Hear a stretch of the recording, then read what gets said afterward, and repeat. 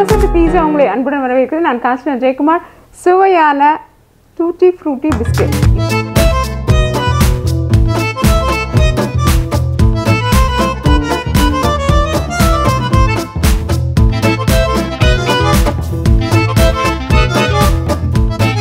இதில் சிறப்பு என்னன்னா இதை நம்ம எப்பொழுதுமே உபயோகப்படுத்த போகிற ஓடிஜி அவன் அப்படின்னு சொல்லக்கூடிய ஓவன் டோஸ்டர் கிரில்லர் அப்படின்ற அவனை உபயோகப்படுத்தாமல் நம்மளுடைய அடுப்பு மேலேயே வச்சு எப்படி இந்த அருமையான முறுமுறுப்பு சுவையான பிஸ்கெட்களை தயார் பண்ணுறதுன்னு பார்க்கலாம் வாங்க.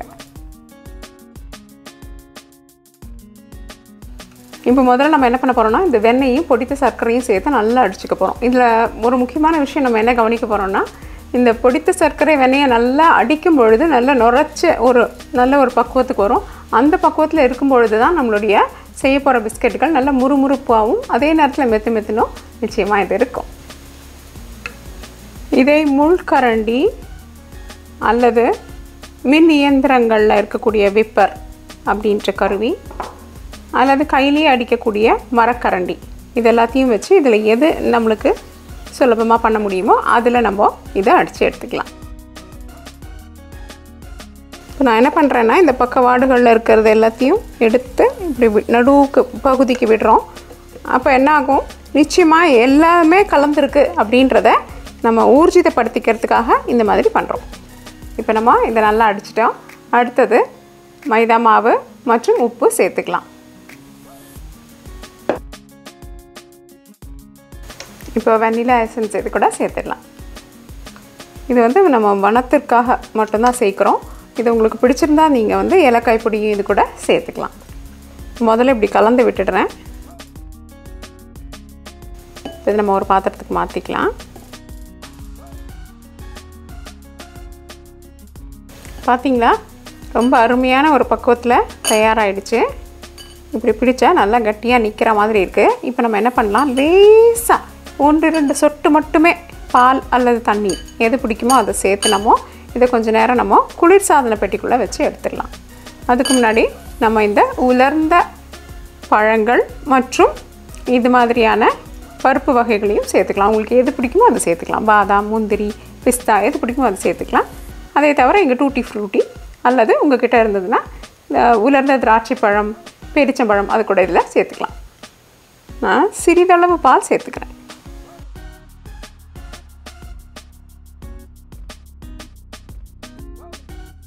இப்போ நம்ம மூடி குளிர்சாதன பெட்டிக்குள்ளே ஒரு 20-30 நிமிஷத்துக்கு வச்சுருந்து எடுக்கலாம்.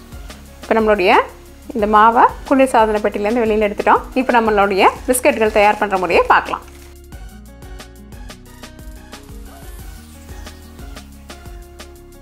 மாவை சிறு உருண்டைகளாக உருட்டிக்கலாம். பார்த்தீங்களா, நல்லா அழகான உருண்டைகளாக நம்ம உருட்டி வச்சிட்டோம். இப்போ நம்ம என்ன பண்ண போகிறோம்னா இதை அவனில் பேக் பண்ண போகிறதில்ல. அதனால் குக்கர் மற்றும் தோசைக்கல்லில் எப்படி செய்கிறதுன்னு பார்க்க போகிறோம். அதாவது தோசைக்கல்லில் செய்கிறதுனா தோசைக்கல்லை சூடாக்கிக்கிட்டு அது மேலே பொடி கற்கள், உப்பு அல்லது மணல் இது 3ல் எது நம்மளுக்கு சுலபமாக கிடைக்குமோ அதை நம்ம உபயோகப்படுத்திக்கலாம். நீங்கள் தோசைக்கல்லில் செய்கிறதா இருந்தால் இது போன்று அதுக்கு ஒரு மூடி தேவைப்படும். மூடி வைக்கிறதுக்கு ஒரு மூடி தேவைப்படும். குக்கரில் செய்கிறதா இருந்தால் நம்மளுடைய எப்பொழுதும் போல் உபயோகப்படுத்தக்கூடிய குக்கர் பாத்திரம், அதன் அடியில் இது போன்ற கற்களை நம்ம போட்டிருக்கோம். சிறு ஜல்லி கற்கள் அல்லது உப்பு அல்லது மணல் இதில் எது வேணாலும் நீங்கள் குக்கர் பாத்திரத்தில் இப்படி போட்டுக்கலாம். போட்டுக்கிட்டு மிதமான சூட்டில் 15 நிமிஷத்துக்கு முன் சூடு பண்ணிடலாம். இப்போ நம்ம இந்த பிஸ்கட் செய்கிறதுக்காக இது போன்ற ஒரு இரும்பு தோசைக்கல்லை உபயோகப்படுத்துகிறோம். நீங்கள் இரும்பு தோசைக்கல் அல்லது வேறு ஏதாவது ஒரு தோசைக்கல் உபயோகப்படுத்தலாம். ஆனால் நீங்கள் எப்பொழுதும் தோசையை சுட்டு கொண்டு இருக்கக்கூடிய நான்ஸ்டிக் அப்படின்ற தோசை கற்களை இதுக்கு உபயோகப்படுத்தாதீங்க. உபயோகப்படுத்தினீங்கன்னா திரும்பவும் நீங்கள் தோசை பண்ணுறதுக்கு ரொம்ப கஷ்டமாயிடும். தோசை பண்ண முடியாது. ஏன்னா அதில் இருக்கிற அந்த மேலே இருக்கிறதெல்லாம் நம்மளுக்கு எழும்பி மேலே வந்துடும். அதனால் அதை உபயோகப்படுத்தாமல் இருக்கிறது நல்லது. இப்போ நான் இந்த தட்டில் தான் தோசை கல்லில் வைக்க போகிறேன். குக்கரில் இது போன்ற சிறிய தட்டு வைக்க போகிறேன். நல்லா வெண்ணெய் அல்லது நெய் தடவிக்கோங்க. இப்போ நம்ம செய்திருக்க சிறு உருண்டைகளை இதில் அடுக்கிடலாம். பார்த்தீங்களா, இது போன்ற ஒரு கண்ணாடி குடுவை என் கையில் இருக்குது. அதனுடைய அடிப்பாகத்தை நெய் தடவிடுறேன்.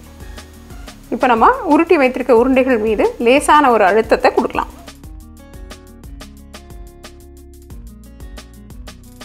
இப்போ இது போன்ற ஒரு தட்டை நம்ம தோசைக்கல்ல வச்சிடலாம். சூட்டை பொறுத்து கையாளுங்க. இது போன்ற ஒரு கிண்ணத்தை நம்மளுடைய குக்கர் பாத்திரத்தில் வச்சுக்கலாம். நீங்கள் இட்லி தட்டை வைக்கிறதுனால வச்சுக்கலாம்.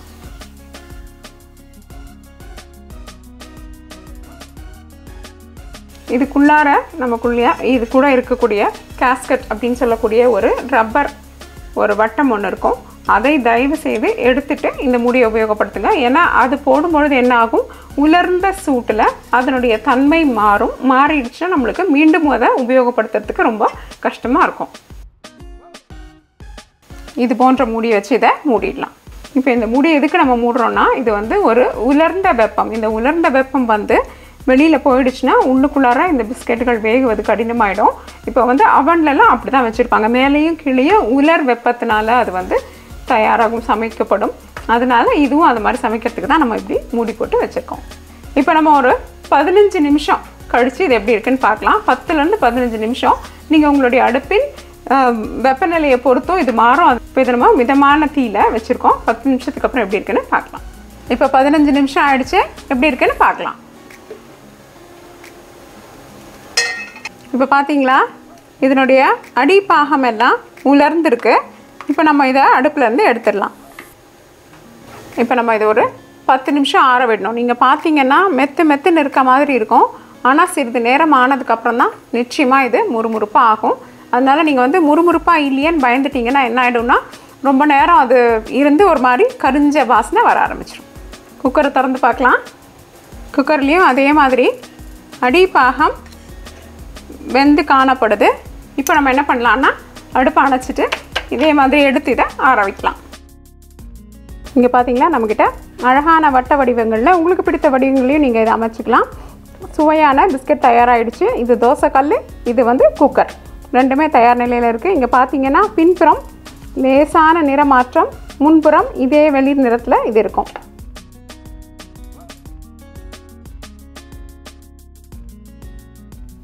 என்ன நண்பர்களே, இந்த சுவையான முறுமுறுப்பாக அதே நேரத்தில் மெத்துன்னு ரொம்ப அருமையான இந்த பிஸ்கெட்டுகளை நம்ம சுலபமாக வீட்டில் இருக்கிற பொருட்களை கொண்டே எப்படி செய்கிறதுன்னு பார்த்தோம். இதுக்கு சோடா அவசியம் இல்லை. ஆனால் சில பேருக்கு சில பக்குவங்கள் தவறும் பொழுது சோடா தேவைப்பட்டால் சிறிதளவு சேர்த்துக்கொள்ளலாம். ஆனால் நம்ம வந்து சேர்த்துக்கவே இல்லை. இதே முறையை நீங்கள் பின்பற்றினீங்கன்னா சோடா சேர்க்காமலேயே இது போன்ற ரொம்பவே மெத்துன்னு அருமையாக முறுமுறுன்ற ஒரு பிஸ்கெட் உங்கள் கிட்ட தயாராகிடும். செய்து பார்த்து உங்கள் கருத்துக்களை எங்ககிட்ட பகிர்ந்துக்கோங்க. தோசை டு பீட்சா என்று உங்கள் நாவிற்கும் வயிற்றிற்கும் நல்லதொரு சுவை. இந்த வீடியோ உங்களுக்கு பிடிச்சிருந்தா லைக் ப்ரெஸ் பண்ணுங்கள். தோசை டு பீட்சாக்கு மறக்காமல் சப்ஸ்கிரைப் பண்ணுங்கள். இந்த சப்ஸ்கிரிப்ஷன் முற்றிலும் இலவசம். மற்றும் உங்களுடைய பிரின்சிபல் ரெசிபீஸ்க்கு dosa2pizza.com விஜயம் செய்யுங்கள். நன்றி, வணக்கம்.